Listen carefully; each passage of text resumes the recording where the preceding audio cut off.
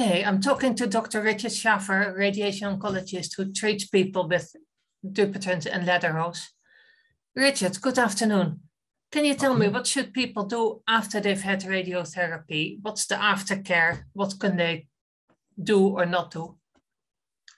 Okay, so just to briefly recap on side effects. So during the radiotherapy, I wouldn't really expect you to have any major issues, but about 2 or 3 weeks after each week of treatment, you may well get some mild redness and soreness of the skin, a little bit like mild sunburn, perhaps some dryness.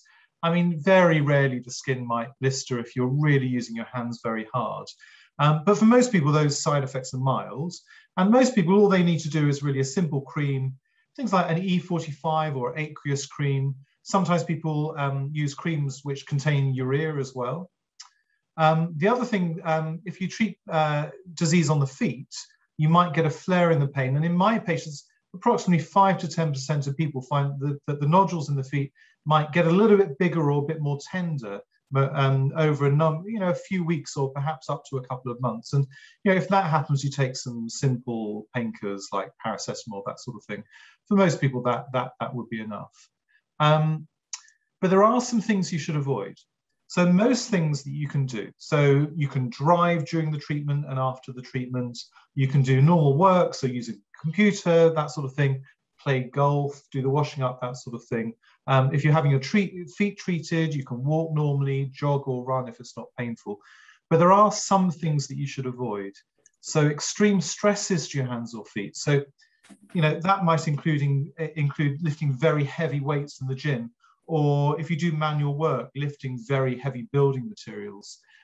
Friction to your hands. So for instance, if you go sailing, you shouldn't have ropes sliding through your hands, or rock climbing, that's a lot of blunt trauma on your hands.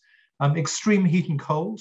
So taking things out of the freezer, you might just want to wear a glove or get someone else to do it. This is for basically about 3 weeks after each week of treatment.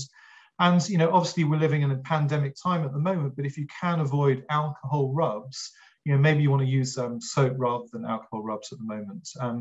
But a lot of these things really you're not going to be able to avoid. So if there are things you have to do, then just try and protect your hands as much as you can. So wear gloves or some sort of protection.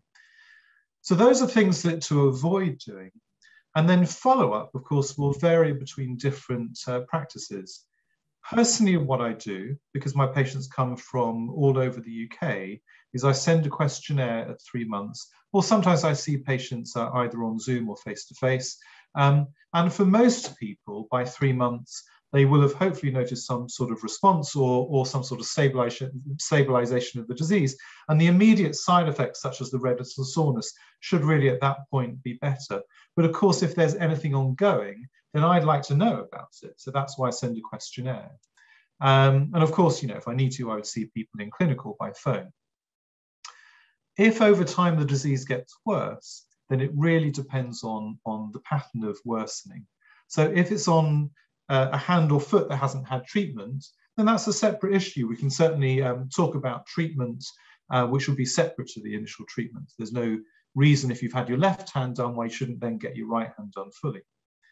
If, however, let's say you've had your left hand done and then there's new disease that comes within the radiotherapy field, then that is a separate question. I think I've covered that in another video, but as a very short summary, if it's more than a year, you've tolerated the treatment initially, and you've got a new nodule within the field, then we could consider giving further treatment, which would tend to be just a single week of 5 treatments rather than the 2 weeks.